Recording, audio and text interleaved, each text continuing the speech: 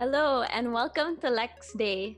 So today with the pandemic, obviously our eyes have been fixated on our phones or whatever we can use to Mhm. pass the time, meaning social media. And with everything on social media, there's been this new term that's probably been around for a while but been heightened because of everyone's fixation on how people react to certain situation. And that's called cancel culture.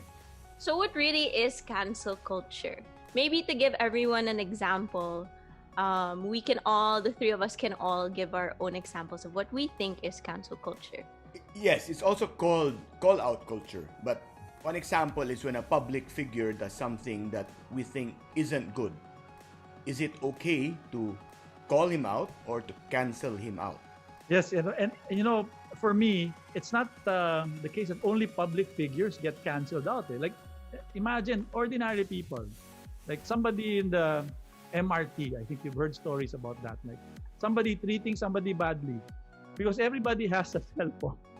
Somebody could get a record of that and video it, and then spread it. And that person who was doing something bad, people who see it can make a decision. They say, "Oh, sama nitong tao na to ah."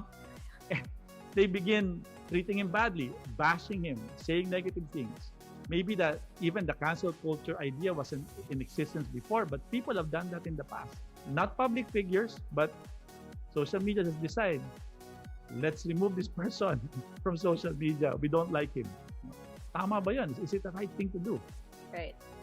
Or more recently, celebrities and you telling them with all the issues and people are always asking for their opinions, right? So when they come out with a tweet that's very tone deaf, or especially now with racism being a conversation that's very racist or has tones of racism, it's really in our nature to say, I can't believe I was following a celebrity that's been tone deaf all along, that thinks this way.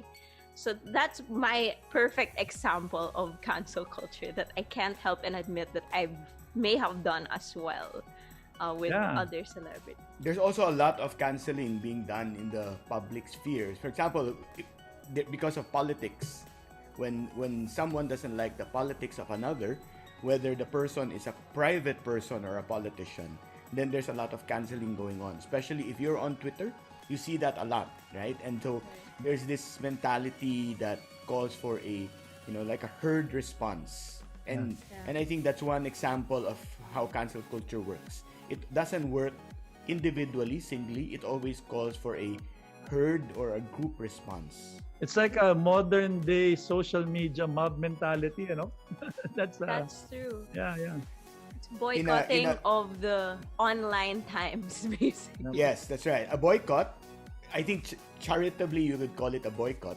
But in more graphic terms, perhaps to use a word that hasn't been used in a long time, it's a lynching, right? Maybe you there's a condemnation of a person or a group of persons on social media, and the thing is, well, because I work with lawyers, I work with judges.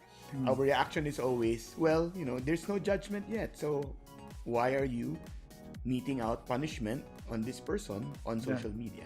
Right. Okay. So with that, we just want to welcome everyone again to Lex Dei Podcast, where we ask tough questions and get real answers.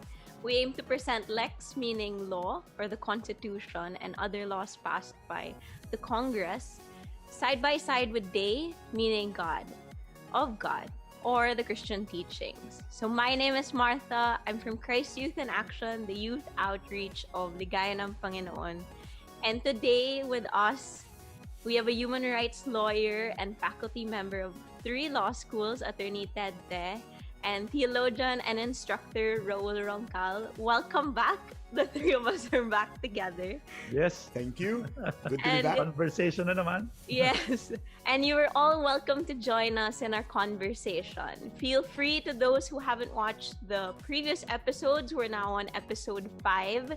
So make sure to watch the 4 other episodes that you can get on Spotify or the Lex Dei Facebook account, or you can even go to Christ Youth in Action on our YouTube page. So today we are on our 5th episode. Sit back, relax, and let's take a look at things through the lenses of Lex and Dave. So what is cancel culture? Now is the time for me to test your millennial skills and Raoul. As I asked you, where and when do you see cancel culture exactly nowadays? Here, cancel culture is the phenomenon of promoting the canceling of people, brands, and even shows and movies due to what some consider, emphasis on some, there are actually many, considered to be offensive or problematic remarks or ideologies. One example would be, you remember during the height of the pandemic, Harry Roque, the famous spokesperson of our beloved president, went to Boracay. But they just announced that you're not supposed to go out. Of course. What happened? People in social media just came out, giving their opinion that how bad that was. And so that's a classic example of people canceling Harry Roque. So, yeah. Pretty sure I reposted that too. Yeah. For me, it's withdrawing support or canceling public figures, even companies or groups of people after they've done or said or posted something that's considered objectionable or offensive or even different. And so cancel culture is generally discussed as, well, part of something like group shaming. Yeah. But it's not new. As I think, Martha, you pointed it out earlier, it's not new.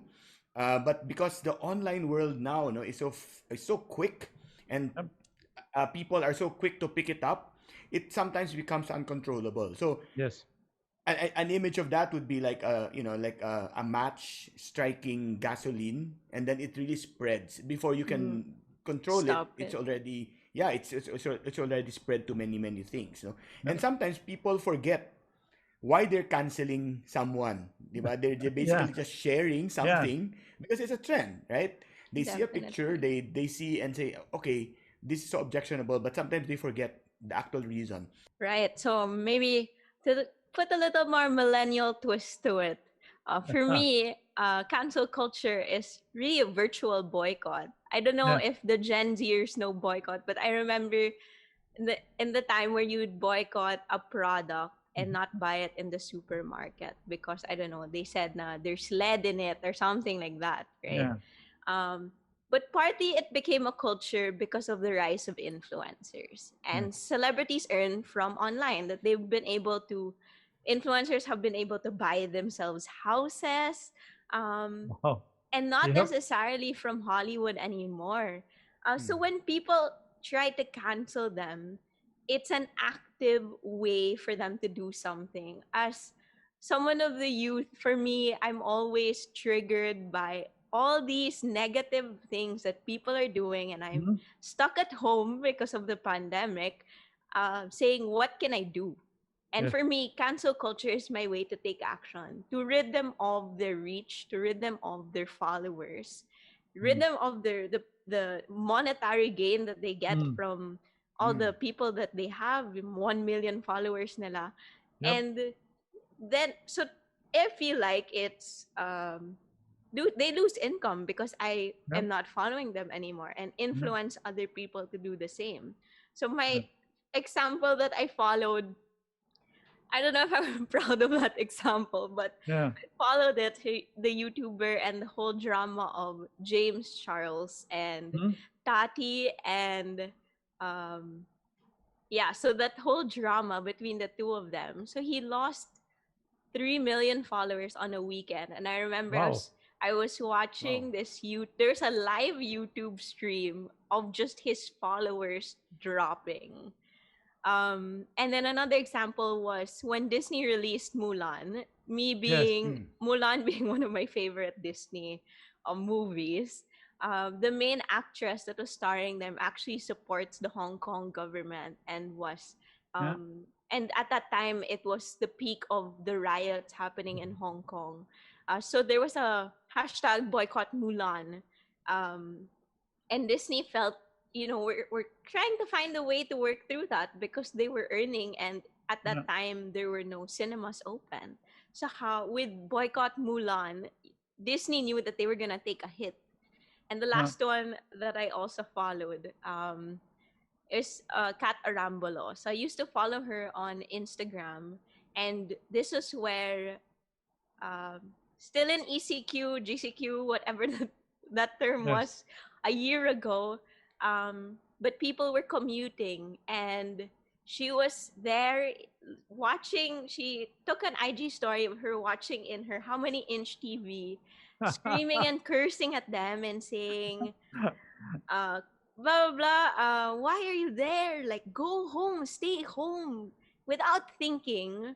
And she explained that, and I actually watched her explanation, and she said, "Na, without thinking, the reason behind why these people were there, because they needed to earn for their families, but." It makes you realize na parang, oh nga, why am I following people like this, diba? For them to have their automatic instinct at that Yeah. time be very tone deaf, like what I Yeah. said earlier. So that's my way of saying, oh, I won't follow you because I won't make you earn money. That's one less follower. Yeah. And that's an action in my part to do what is good. But Yeah. admittedly, sometimes it's not good. It can have a negative effect, and it can be, you know, what Ted said, it can be mob mentality to Yeah. a certain level, right? So in that case ba, Martha, si Kat Rambulo, maybe she just probably gave an opinion being concerned about these people who were out in the Yeah. streets, right? Yeah. And she was There's- just probably expressing concern, but she did not know what was happening. She was tone deaf to their Yeah. situation, no? Yeah. Kaya pala siya na-cancel. And that's sometimes the danger, Yeah. because when people lose sight of what originally are we talking about, right? Yeah. And so when there's a million shares already because there's an influencer who's basically pushing this forward, Right. and sometimes you forget, right? But many times when we talk about cancel culture or call out culture, we're talking about privilege, right? I think you Exactly, gave the yeah. perfect example, Kat Arambulo, right? In your house with that huge TV and everything. Yeah. But there's also an aspect of it that I think would merit some discussion. Like, for example, what if someone makes an unpopular post, but it's an unpopular post because it's good. It's for a good intention, Right. right? For example, someone disagrees with what's going on and puts out something that's so unpopular and provokes so much reaction. And so the tendency of people who don't agree with that unpopular post, even though it's the right post, would be to cancel that person out, Right, yeah. Would be to cancel him or her out by, again, flooding social media with hate, canceling him or her out, right? So Right. sometimes it's for a good intention. Sometimes it's not tone deaf. Sometimes it's in fact very consistent with what's supposed to be said, but because of the social media context, many times we become so. I think the word there would be intolerant. And there's been a lot of good with cancel culture. Me trying to strive to save the environment. Yeah. You know, the whole hashtag of no straws and save the turtles. So it's canceling out, and a lot of companies like Starbucks. Off the top of my head, that's the only one that I remember. But a lot of companies made actual strives to lessen their straws because people were saying, "Oh no, thanks, I don't need a straw because I want to help save the environment." Yeah. And that, Yeah. I think, is the good side of cancel culture. But yun Yeah. nga, we get so caught up in this, oh my gosh, he's such a horrible person, or they're such a horrible person, they deceived us, we have to cancel them, parang Yeah. ganon. Yeah. And sometimes, as you said, Martha, it begins with a desire to probably give the right post and to cancel a bad idea, Yeah. and like the idea of destroying our environment. I think nobody wants to accept that, and so I think it's good to say that we want to cancel that ideology of not caring for our environment and promote the care for the environment. Right. And so, but then, as you said, the thin line here is sometimes it becomes like an attack on people, instead of ideologies or ways of thinking or what we're supposed to do in society. it becomes very personal. So that's the challenging thing that I'm seeing in the cancel culture. I think that's a good point, Raul, that you made. That I can disagree with an idea. I can Mm. disagree with a view. I can disagree with the logic of a person, for example. Mm. But to cancel a person simply because I disagree with the view, I disagree with the logic, that's a different thing, right? Yeah. Yeah. Because I can totally say I disagree with you, and I can go head to head, toe to toe with you to argue my Mhm. ideas against your idea, Yeah. even on Yeah. social media. But for me to say I don't like your idea, so I don't like you, Yeah. then that's different, right? Yeah. Because basically we're just, canceling. We're just saying this person is not important. This Right. Yeah. person's not worth my time. And so Yeah. he should not be worth your time also. So and then it sometimes degenerates into a public shaming, because Yep. Yeah. especially if someone influential, like an influencer or someone whose opinion is highly sought, Mm. with, let's say, 5,000 friends on Facebook, Yeah. right? A Mm. million people on Twitter, comes up with an idea and says, not that I disagree with the opinion, but I disagree with this person, then that's Yep. different, right? Yeah. Sometimes we have a tendency nga to make it personal because wala na tayong ibang maisip. Maybe we Mm. need to take a few lessons from you, Ted, of how to, be to really stay on point and not.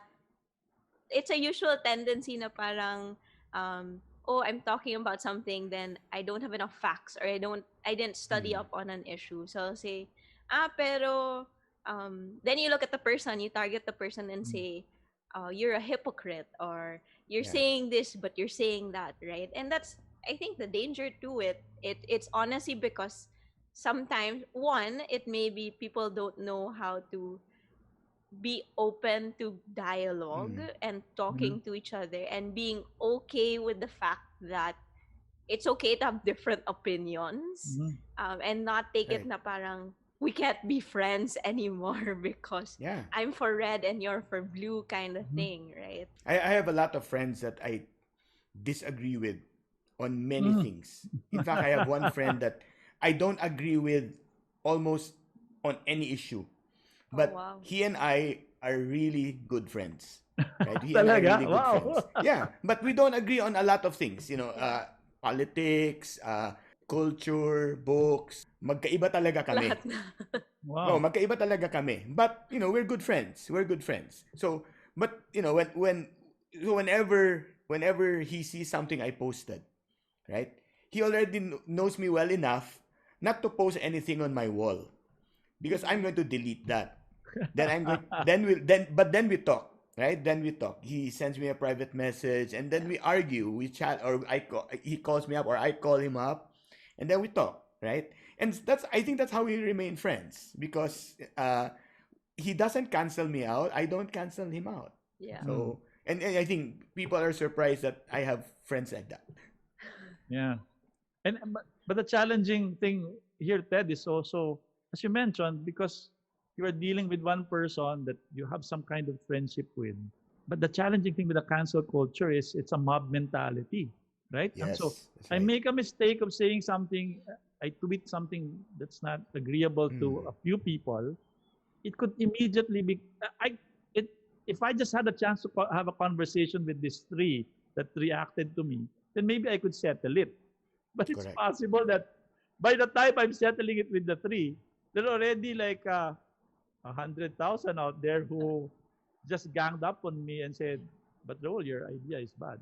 So that is also a very challenging reality that we are facing with the cancel culture, the mob, sort of the herd mentality that we were talking about a while ago. No, There's also guilt by association, meaning, for example, if someone tries to cancel one, no, Yeah. and then the supporters of that person being canceled still support him.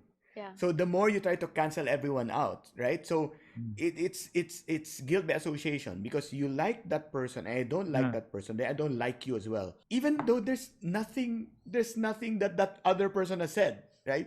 He just likes this person. So it's basically associating with this mhm, person that cancels you out, right? yep, So that I'm not sure if that's really the intention to isolate, right? To isolate this person, this one person. But it seems to be that the pattern that if someone Yeah. comes to the defense and says, "No, I see this person's point," then that person gets canceled. That person Yep. gets trolled. That Yep. person gets bullied even Yep. on social media, Yeah. right? So the tendency for some people would be simply to say, "Okay, I'm not going to say anything at all, Exactly. right? I'm just not going to say anything. Even if I have valid views, I'm just not going to say anything. It's not worth it." And so Yeah. many people would probably tune out of social media. Many people would just not bother with debates or even discussions, right? Yeah. And so I think that's one aspect of cancel culture, especially if we're not aware that it can go to that extent. It can really stifle discussion. It can really stifle debate. It Mhm. can even stifle, the social aspect of social media, because ironically, Yeah. social media is really for creating friends. Yeah. you That's know, true, no? We and forget. but right now it's so toxic. So many Yes. people really refuse to be on social media simply Yeah. because it's so toxic. And Yeah. cancel culture, I think, is one of the things that led to its toxicity. All right, so we got great examples off the bat wherein we talked about how cancel culture is really about making a personal attack on the person and not the issue.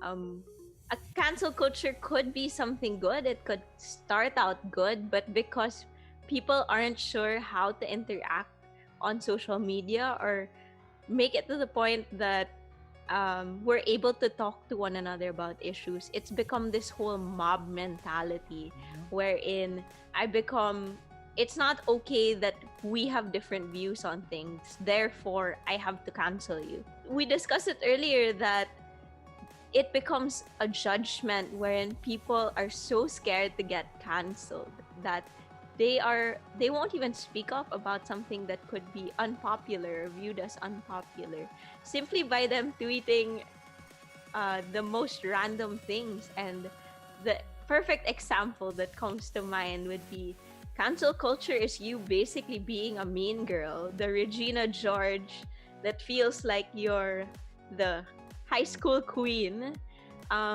and just canceling out people and saying you can't sit with us, right? So that's a quick recap of our examples and cancel culture by definition. So what's a good perspective on handling this cancel culture wherein we're able to speak up but not ride on the hate and mob mentality train? What's the Christian perspective to that? Martha, alam mo, I immediately thought of a passage in the Bible na I think ito yung unang cancel culture na nangyari Wow. there's a cancel culture event in the Gospels. It's found in John chapter 8. It's a story of the adulterous woman. Somebody was caught committing adultery, and for them that was a serious sin. So the religious leaders of the Jewish nation came to Jesus. They were about to stone the woman. And then there was this classic conversation, wherein, of course, the whole group were saying, let's cancel this woman. Ay, yung canceling doon, talagang patayan. They were about to stone her to death. And here, Jesus said this classic line. Let me read it to you, that classic line that Jesus gave. He said, let him who is without sin among you be the first to throw a stone at her. Of course, they quieted down and nobody was able to throw a stone. No? And of course, everybody left. And at once more, he bent down and wrote with his fingers. But when they heard it, they went away. Those people who were accusing the woman, one by one, beginning with the eldest. And Jesus was left alone with the woman standing before him. Jesus looked up and said to her, woman, where are they? Has no one condemned you? She said, no one, Lord. And Jesus said, neither do I condemn you. Go and do not sin again. Now, there are many insights in this passage, but for our purposes, I just like to give a sort of insight into what Jesus was trying to do here. Of course, he stopped the mob Yeah. by just questioning, who among you is without sin? And then you have the right to condemn.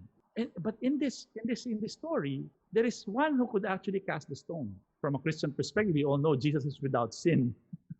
He Okay. has the Yeah, right to right. Oh, condemn. true. So he asked the woman, is there anyone who could condemn you?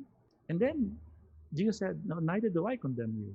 He was valuing the person, but not saying, oh, it's okay to sin, huh? Because he reminded the woman, neither do I condemn you, but do not sin anymore. And I think there's something to that in the cancel culture. If we could help people find out what's wrong and help us change for the better, maybe there is a good way for us to use social media to help each other. And so we have to make a distinction between the sinner and the sin. No? Because as we mentioned a while ago, often what happens is we begin attacking the person. Yeah. And the thing here also is quickly, in the Bible, the reputation of the person is very important. And here in the cancel culture, the first thing that gets destroyed is really the reputation of people. And because we value people, we should be careful in the way we relate to each other in social media. Thou shalt not bear false witness is one of the commandments. And that is a commandment that's trying to protect us from making the worst thing that you can do to a person. What is that? To give a false accusation and tell people, alam mo to si Raoul, murderer yan. So it condemns my reputation, it's a lie, and then it destroys me. No? And so I think that's the thing that we need to learn from the Christian perspective. Let's not condemn the sinner, but let's condemn the sin. And let's be careful to preserve the reputation of each other, because that's important to us as human beings. No, that's I think a Christian perspective there. Yeah, and on the lines of false witness, I guess segueing into the law side, how can we ensure that we're not bordering like libel, or the Tama. cyberbullying, diba? Oo, no? That's Yeah. basically what false witness is. You're spreading Yeah, I think lies, also, and yeah. what's the perspective of how we're to go about it, that we're able to speak up, but how are we to take it to the law side wherein hindi tayo makakasuhan just by speaking up, right? Okay, there are 4 points there, and I agree that's a great segue actually. First, of course, we look at it from the point of freedom of expression. Then we look at it from defamation or libel, as you said. Then we look at it from hate speech, or what we now know as bullying or cyberbullying. Yeah. No, and then we talk about speech that allows for tolerance. No? So freedom of expression, of course, that's a constitutional guarantee. Everyone is entitled to speak his or her mind, as long as your expression, your speech, does not, for example, violate the right of another person. No? And the other side of it, yung bearing false witness that Raoul pointed out, no, which is one of the commandments. Of course, when something isn't true and it is defamatory and we put it out there, then of course it becomes libel, it becomes defamation. And that's one of the limits to free speech or free expression, right? So many times in cancel culture, when we see that on social media, many of the words that are used are strong words, but many of the words are also defamatory. They tend to be very personal. They tend to be, the Latin word for that is ad hominem, right? They attack the person directly, not the idea.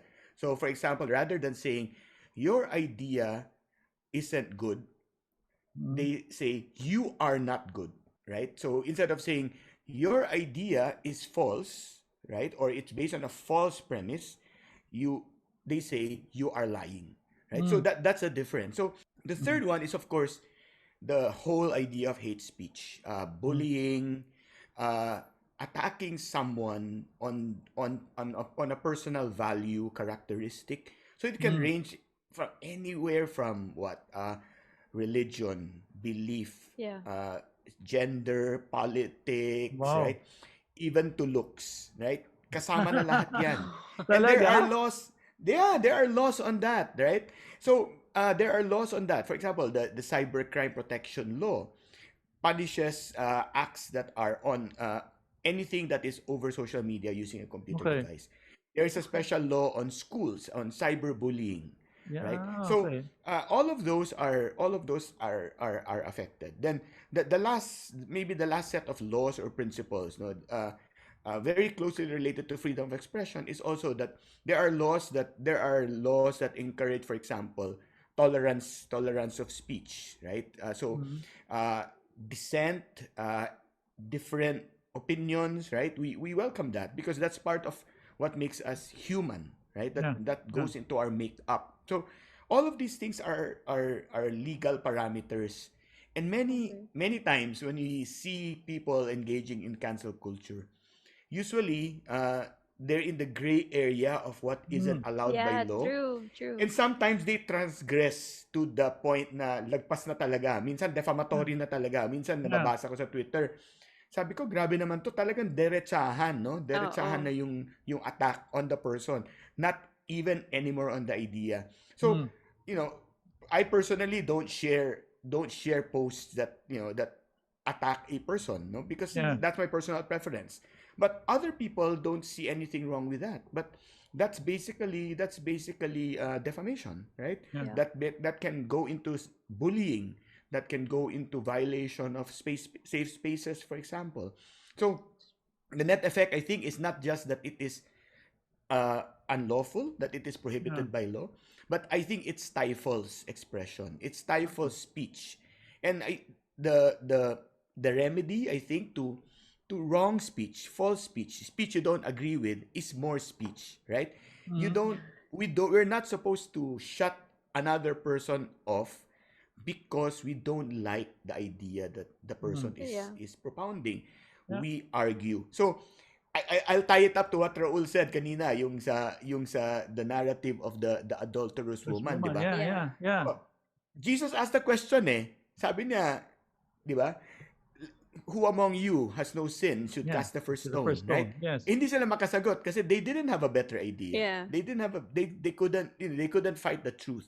So I think the law protects, for example, the truth, right? The Mm. expressing of the truth. But sometimes it gets mixed up in all of these social media cancel culture. And so I Yeah. think that's the part that's disturbing here. Right. So Ted, the law is also protecting the reputation of people. So the defamation, libel. So reputation is also protecting the person. Is also the concern of the some of those laws on libel, di ba? Yes, Is that the yes. case? So, Libel protects the reputation of a person. And in fact, okay. one of the things that a person who wants to sue for libel has to prove is that there is a reputation to protect. Now, I always give this example to my students in class when I say, Yeah. what's an example of a libelous statement, for example? Mm. So when you say to someone, no, example lang, when you say to someone, ang pangit mo, Mm-mm. kahit na totoo, pag sinabi mong ang pangit mo in public, Oh, that's nasabihan na ako niyan. defamatory. Nasabihan na ako niyan. That, that's defamatory even if true, right? That's Oh. defamatory even if true. But for example, if you say, hindi ko maintindihan yung sinasabi mo, that's different. You're not Okay. saying, Yes. that's opposed to saying, you're stupid, right? If you say you're Mm. stupid, that's defamation. That's a personal attack. What if you say, I cannot follow what you're saying?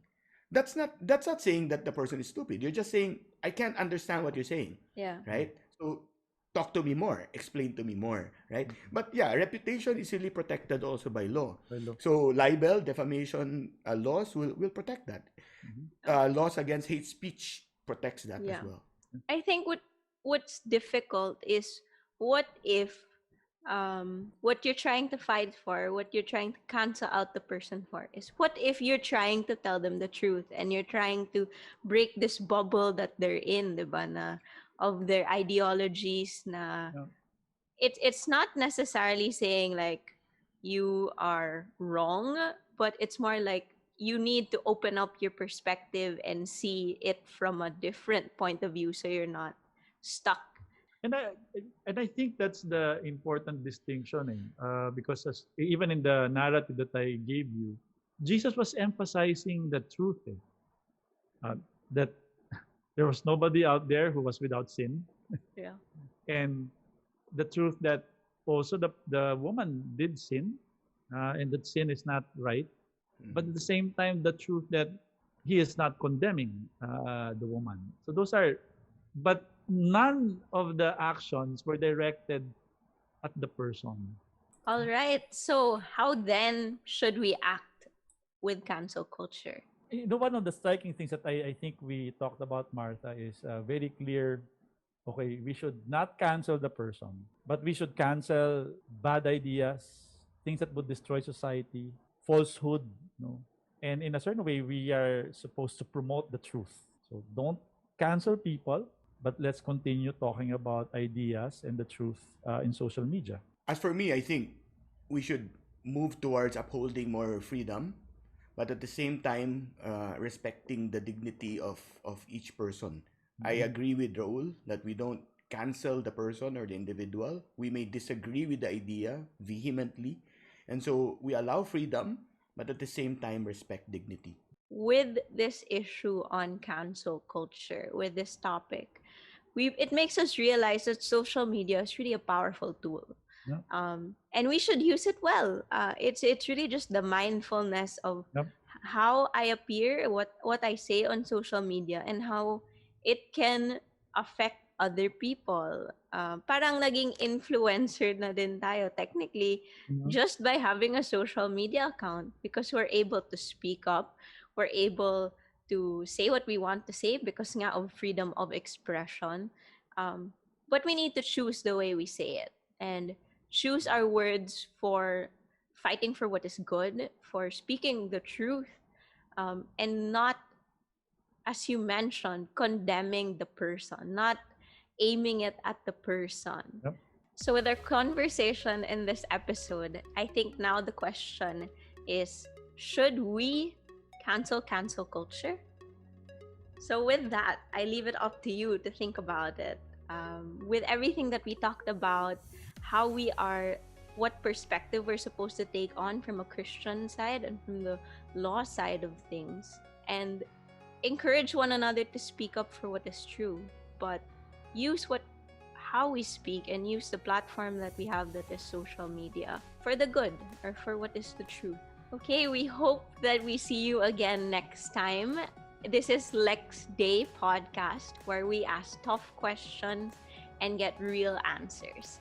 If you have questions about this topic or what I threw with our conversation and that question of should we cancel culture, feel free to comment them on our Facebook page or on our Spotify. You can re-listen to episodes. Please like and subscribe to Lex Dei Podcast Facebook page. And if you like this episode, share it with a friend. We are also in the Christ Youth in Action YouTube page, and watch the Lex Dei Podcast on Spotify as well. We'll see you next time. This is Lex Dei Podcast.